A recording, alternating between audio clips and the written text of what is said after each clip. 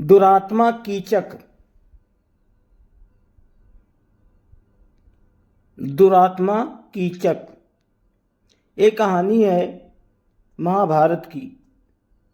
द्रौपदी के साथ पांडव वनवास के अंतिम वर्ष में अज्ञातवास के समय में वेश तथा नाम बदलकर राजा विराट के यहाँ रहते थे। उस समय द्रौपदी ने अपना नाम सैरंध्री रख लिया था और विराट नरेश की रानी सुदेशना की दासी बनकर वे किसी प्रकार समय व्यतीत कर रही थीं। पर स्त्री में आसक्ति मृत्यु का कारण होती है। राजा विराट का प्रधान सेनापति कीचक सुदेशना का भाई था।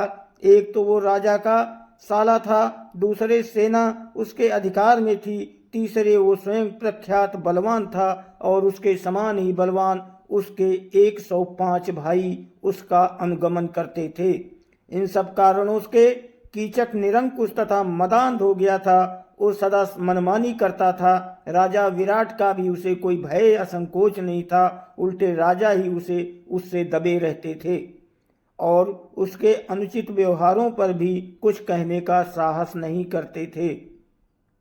दुरात्मा कीचक अपनी बहन रानी सुदेशना के भवन में एक बार किसी कार्यवश गया।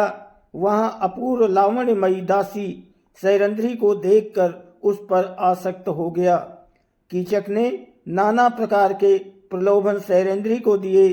सैरंध्री ने उसे समझाया, मैं पतिव्रता हूँ, अपने पति के अतिरिक्त किसी पुरुष की कभी कामना नहीं करती, तुम अपना पापपूर्ण विचार त्याग दो। लेकिन कामांध कीचक ने उसकी बातों पर ध्यान नहीं दिया। उसने अपनी बहन सुदेशना को भी तैयार कर लिया कि वे सैरंध्री को उसके भवन में भेजेंगी। रानी सुदेशना ने सैरंध्री के अस्वीकार करने पर भी अधिकार प्रकट करते हुए डांट कर उसे कीचक के भवन में जाकर वहां से अपने लिए कुछ सामग्री लाने को भेजा। सैरंध्री जब कीचक के भवन में पहुंची तब वो दुष्ट उसके साथ बल प्रयोग करने पर उतारू हो गया। उसे धक्का देकर वो भागी और राजसभा में पहुंची, परंतु कीचक ने वहां पहुंचकर राजा विराट के सामने ही उसके केस पकड़कर भूमि पर पटक दिया और पैर की एक ठोकर लगा दी। राजा विराट कुछ भी बोलने का साहस न कर सके। सैरंध्री बनी द्रौपदी ने देख लिया इस दुरात्मा से विराट उसकी रक्षा नहीं कर सकते। कीचक और भी धृष्ट हो गया। अंत में व्याकुल होकर रात्रि में द्रौपदी भीमसेन के पास गई और रोकर उसने भीमसेन से अपनी व्यथा कही। भीमसेन ने उसे आश्वासन दिया। दूसरे दिन सैरंध्री ने भीमसेन की सलाह के अनुसार कीचक से प्रसन्नतापूर्वक बातें की और रात्रि में उसे नाट्यशाला में आने को कह दिया। राजा विराट की नाट्यशाला अंतःपुर की कन्याओं के नृत्य एवं संगीत सीखने में काम आती थी। वहां दिन में कन्याएं गान विद्या का अभ्यास करती थी, किंतु रात्रि में वो सूनी रहती थी। कन्याओं के विश्राम के लिए उसमें एक पलंग पड़ा था। रात्रि का अंधकार और चुपचाप आकर नाट्यशाला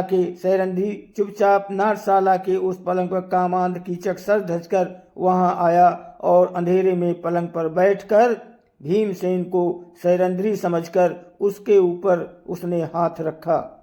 उछलकर भीमसेन ने उसे नीचे पटक दिया और वे उस दुरात्मा की छाती पर चढ़ बैठे। कीचक बहुत बलवान था, भीमसेन से वो भिड़ गया। दोनों में मल्ल युद्ध होने लगा, किंतु भीमसेन ने उसे शीघ्र ही पछाड़ दिया और उसका गला घोंटकर उसे मार डाला। फिर उसका मस्तक तथा हाथ पैर इतने जोर से दबा दिए कि वो धड़ के भीतर घुस गया। कीचक का शरीर एक डरावना लोथड़ा बन गया था।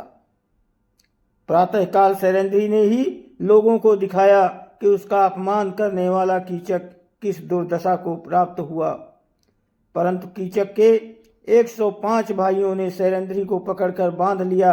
वे उसे कीचक के शव के साथ चिता में जला देने के उद्देश्य से शमशान में ले गए।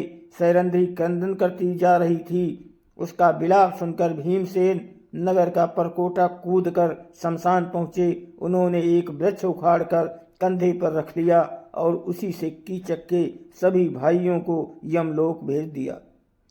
सैरंध्री के बंधन उन्होंने काट दिए। अपनी कामाशक्ति के कारण दुरात्मा कीचक मारा गया और पापी भाई का पक्ष लेने के कारण उसके 105 भाई भी बुरी मौत मारे गए।